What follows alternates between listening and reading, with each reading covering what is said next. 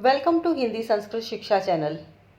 आज हम हिंदी वर्णमाला के 5 ऐसे वर्णों के विषय में चर्चा करेंगे, समझेंगे जो एक से दिखाई देते हैं, जिनके उच्चारण में थोड़ा बहुत अंतर है, किंतु इनके प्रयोग में एक बड़ा अंतर दिखाई देता है। तो चलिए जानते हैं हिंदी वर्णमाला के ङ, ड, ड़, ढ और ढ़ के बारे में।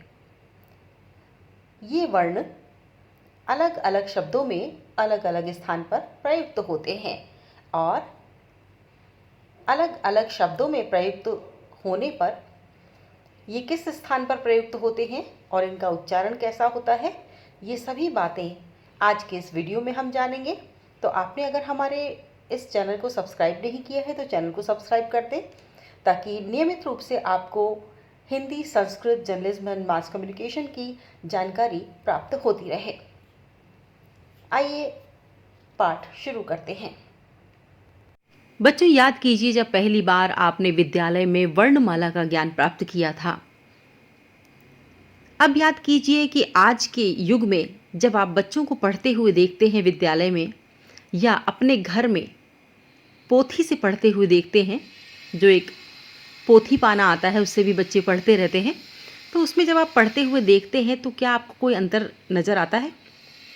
लगभग नहीं आता, क्योंकि जो आपने पढ़ा है वही बच्चे अभी वर्णमाला वही पढ़ रहे हैं, उसी प्रकार से पढ़ रहे हैं, वही उच्चारण कर रहे हैं। हालांकि पोथी में कोई गलती नहीं है, लिखने में कोई गलती नहीं है, क्योंकि वे तो प्रतीक चिन्ह हैं और भाषा जो होती है वो मौखिक होती है, इसलिए मौखिक रूप से भाषा का शुद्ध होना बहुत आवश्यक है। आपने बच्चों जब पहली पंक्ति पढ़ी अ ई के बाद जब आपने व्यंजन पढ़े तो आपने पढ़ा क, ख, ग, घ, अणय खाली। अब आपसे कोई ये पूछे कि ये अणय खाली कहाँ से आया, क्या वर्णमाला में अणय खाली है? आप कहेंगे कि हाँ, हमने तो यही पढ़ा है, वर्णमाला में पंचम वर्ण जो है ये अणय खाली है। तो जब अणय खाली है तो फिर पंचम वर्ण के रूप में इसकी बिंदी कैसे लगती है? मात्रा के रूप में, ये अंग की मात्रा के रूप में कैसे काम आता है?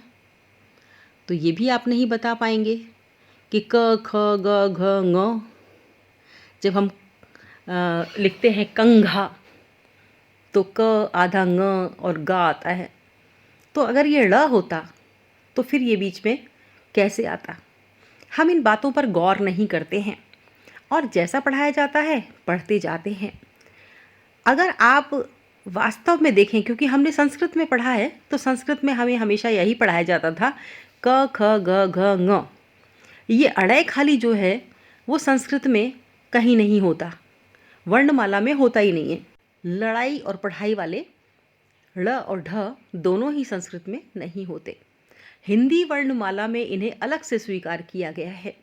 तो अब आप देखिए क वाली पंक्ति में जो 5 वर्ण हैं, जिन्हें आप स्पर्श भी कह सकते हैं, स्पर्श वर्ण है, 25 स्पर्श वर्ण है, जिनमें से क, ख, ग, घ, ङ 5 वर्ण हैं।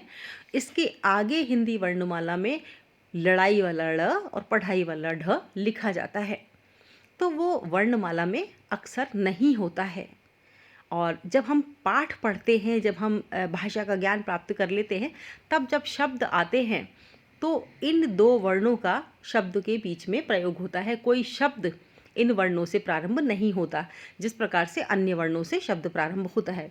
हालांकि ङ से भी मैंने नहीं देखा कि कोई शब्द प्रारंभ हुआ हो, किंतु उसकी बिंदी लगती है, अनुस्वार के रूप में उसकी बिंदी लगती है। तो हम शुरू से ही इस वर्णमाला में कुछ वर्णों को गलत पढ़ रहे हैं और हमारा अभ्यास वैसा ही बना हुआ है। तो निश्चित रूप से अब जो बच्चे पढ़ रहे हैं उन्हें हम उच्चारण सुधरवा कर उन्हें बताएं कि ङ और ढ में, ड़ में क्या अंतर होता है। ढ और बिंदी वाला ड़ पढ़ाई वाला, और ढक्कन वाला ढ, उन दोनों में क्या अंतर है। इसी तरह से लड़ाई वाला ड़ और ङ, जिसे हम बिंदी आगे लगाते हैं तो ङ बन जाता है, नीचे लगाते हैं तो ड़ बन जाता है, इन दोनों में क्या अंतर है। तो इस तरह के अंतर को हम प्रारंभ में ही बच्चों को बताते चलें। हालांकि हो सकता है कि पहली क्लास में जब एलकेजी यूकेजी में बच्चे पढ़ते हैं इस अंतर को नहीं समझेंगे, लेकिन पहली दूसरी तक आते आते उन्हें इन अंतरों को समझा देना चाहिए। अगर हम प्रारंभ में ही इन अंतरों को समझा देंगे तो निश्चित रूप से उनका भाषा का ज्ञान बहुत ही समृद्ध होगा। आप देखते हैं कि जब हम कच्ची मिट्टी तैयार करते हैं तो उसमें जो कुछ भी डालना होता है उसी समय मिला देते हैं। पकने के बाद या किसी बर्तन के बन जाने के बाद उस पे हम रंग रोगन ज़रूर कर सकते हैं, लेकिन मिट्टी के गुणों में कोई परिवर्तन नहीं कर सकते, यानी हम उसमें संपूर्ण मिट्टी में मिलावट हम नहीं कर सकते। तो इसी प्रकार से जब बच्चे का एक ज्ञान समृद्ध हो रहा होता है, एक उसका जो व्यक्तित्व का निर्माण हो रहा होता है, जब वो सब कुछ अपने अंदर समा लेता है कि हाँ ये सही है, ये गलत है, ये अच्छा है, ये बुरा है, वो सब कुछ सीखने के लिए तैयार होता है, उसी समय हमें बता देना चाहिए कि वर्णमाला में कहाँ गलतियाँ हैं और कहाँ नहीं हैं। तो सबसे बड़ी बात है हम बच्चों के उच्चारण की तरफ ध्यान दें, बच्चों का उच्चारण समझाएं। और बच्चों का उच्चारण सही करवाने के लिए ज़रूरी है कि टीचर्स का उच्चारण एकदम क्लियर हो, एकदम साफ हो, एकदम सही हो, क्योंकि वो जैसा सुनेंगे वैसा समझेंगे, जैसा समझेंगे वैसा बोलेंगे, और जैसा बोलेंगे वैसा ही वो लिखेंगे। और लिखने के बाद जैसा लिख दिया है उन्होंने, जब आप उन बच्चों की कॉपी चेक करेंगे तो आप भी वैसा ही पढ़ेंगे, दूसरे बच्चे भी वैसा ही पढ़ेंगे, और जो कुछ भी वो लिख कर देंगे पढ़ने वाला वैसा ही पढ़ेगा। तो यहाँ गलतियाँ नहीं होनी चाहिए। सुनने में, लिखने में, पढ़ने में एक समानता होनी चाहिए। अगर ये समानता नहीं है तो समझिए भाषा का ज्ञान अधूरा है।